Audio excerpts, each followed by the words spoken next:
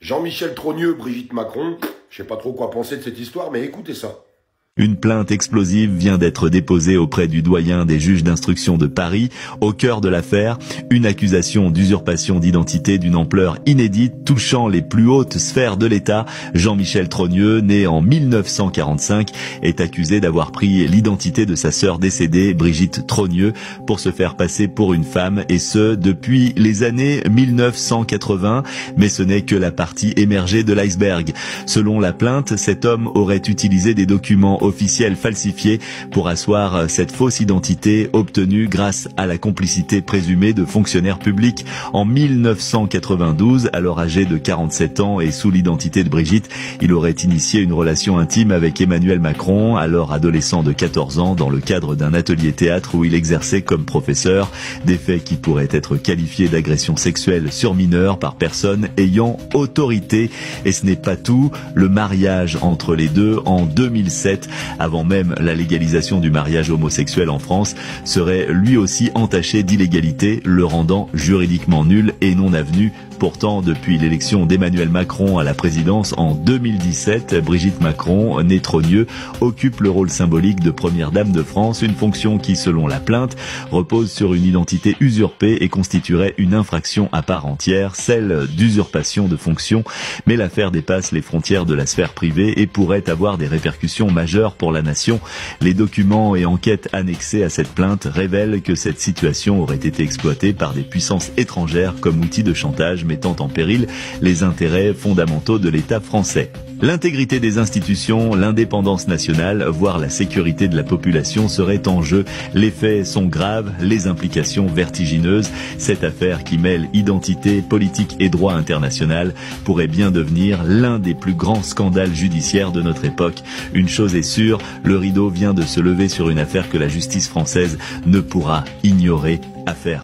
Alors moi, je vous dis honnêtement, j'en sais rien du tout. Ça sert à rien de me demander, Olive, qu'est-ce que t'en penses? Je sais pas. Tout ce que je pourrais dire, c'est que ça me paraît dingue. Si vraiment ça serait avéré vrai, ça serait un truc de malade. Ça serait un truc de fou. Alors, ce qui est inquiétant là-dedans, c'est que il y a un dépôt de plainte qui a été fait, qui a été jugé recevable en fonction des éléments du dossier. Donc là, ça laisse quand même pas mal d'interrogations. Ça fait des années que ça dure. Des années, c'est pas d'hier, c'est pas de l'année dernière, ça fait 3-4 ans. Sauf qu'il faut savoir que des gens ont été déjà condamnés par rapport à ce qu'ils avaient pu dire ou ce qu'ils avaient pu faire. Donc c'est quand même un dossier qui est super dangereux. Vous avez Emmanuel Macron, lui-même en personne, qui a pris la parole à la télévision. Par contre, et là vous pourrez pas me contredire, moi il y a un truc qui m'interroge depuis le début. Emmanuel Macron, Brigitte Macron n'arrête pas de dire depuis le début, mais arrêtez votre délire, enfin c'est un délire total, c'est bon, c'est mon frère. Pourquoi on n'a jamais entendu? Pourquoi on n'a jamais entendu parler son frère? Parce que vous allez me prendre pour un dingue, mais si son frère il prenait la parole publiquement et qu'il disait non mais faut arrêter le délire, ouh, je suis là. Mais en fait il n'y aurait plus de débat. Et depuis le début on ne l'a jamais vu. Non mais c'est pas méchant, hein. On ne l'a jamais vu. Là, on explique que ce serait lui qui aurait pris l'identité pour devenir une femme, patati et patata. Enfin, c'est un truc de malade. C'est un truc de dingue. Or, je sais pas ce que tout ça donnera. Je sais pas si un jour on aura la vérité. Je vous dis honnêtement, moi j'en doute. Je pense qu'on saura jamais vraiment le fin mot de cette histoire. Mais il y a vraiment des gens qui ont fait des investigations et de grosses investigations. Et quand on écoute le résumé de tout ça, c'est vrai que ça paraît flagrant. Et moi, ce qui me paraît d'autant plus flagrant, c'est quelqu'un qui ose aller déposer plainte en sachant qu'il risque d'être emmerdé derrière. Pourquoi il ferait ça si c'est pure invention? Juste pour aller chercher des emmerdes? Enfin, ça paraît complètement dingue ce que je suis en train de vous dire. Même moi, franchement, j'ai pas de honte à dire, j'ai du mal à y croire, j'ai du mal à croire à une histoire comme ça. Et si cette histoire était vraie, et en fait, on peut pas dire à 100%, non, c'est faux. Enfin, qu'est-ce qui nous permet à nous de dire ça? On n'en sait rien. On n'en sait rien du tout.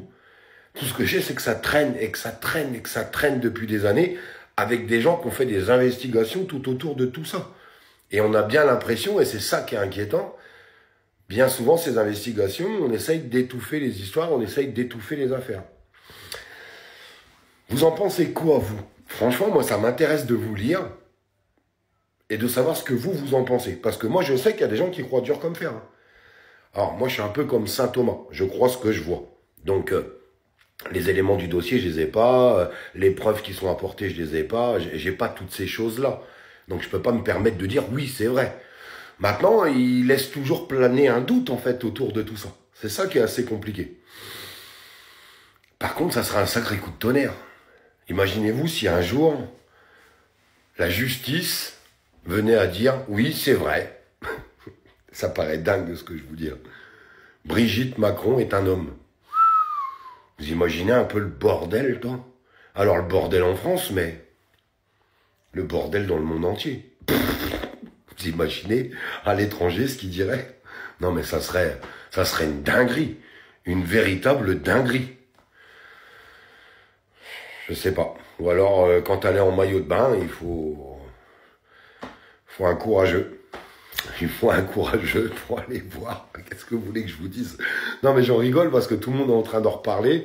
C'est en train de ressortir à fond sur les réseaux sociaux.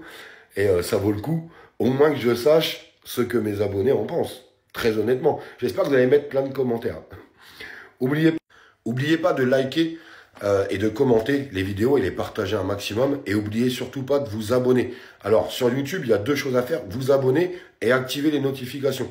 Car j'ai reçu plein de messages de gens qui me disaient « Mais Olive, putain, moi je vois pas quand tu postes une vidéo ou quand tu fais un direct. » Il y a une petite cloche. Il suffit juste de cliquer dessus pour activer les notifications. Je sais qu'il y a des gens qui n'étaient pas sur YouTube, là, qui m'ont retrouvé sur YouTube. En plus, il y a quand même un petit peu moins de censure, je trouve. Enfin, on arrive à avoir une liberté d'expression bien plus large que sur TikTok. Parce que TikTok, on va arrêter de se mentir.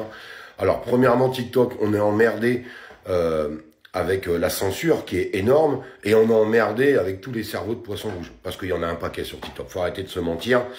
Ils ont déserté Facebook, ils ont déserté YouTube, et ils sont tous arrivés, ils se sont tous concentrés sur TikTok. Donc sur TikTok, vous avez des gens merveilleux qui sont pollués par des personnes... on a la crème de la crème là-bas. Ah, on a la crème de la crème, je vous jure que c'est vrai. Tristement et malheureusement. Allez, on démarre ce début d'année un peu compliqué. Une dernière question, et répondez-moi dans les commentaires. Est-ce que vous pensez que les partis d'opposition, qu'est-ce que vous en pensez, vous? Est-ce que vous pensez que les partis d'opposition vont censurer ce nouveau gouvernement? C'est déjà en train d'en reparler, donc on sait que la gauche va le faire. Les écologistes viennent d'annoncer qu'ils allaient le faire. La vraie question, est-ce que le Rassemblement national va censurer ce nouveau gouvernement? Vous en pensez quoi? Moi, je vous dirais que je pense. Je pense sincèrement que le Rassemblement national va le faire. Maintenant, on verra bien. Il n'y a que le temps qui nous dira les choses. Je continuerai à dire, dur comme fer, qu'il faut arrêter de laisser gouverner Emmanuel Macron, parce que quand Emmanuel Macron gouverne, on voit bien l'état du pays qui est totalement déplorable. Donc je pense qu'il faut censurer à chaque fois son nouveau gouvernement pour l'empêcher de gouverner. Je vous embrasse, les amis.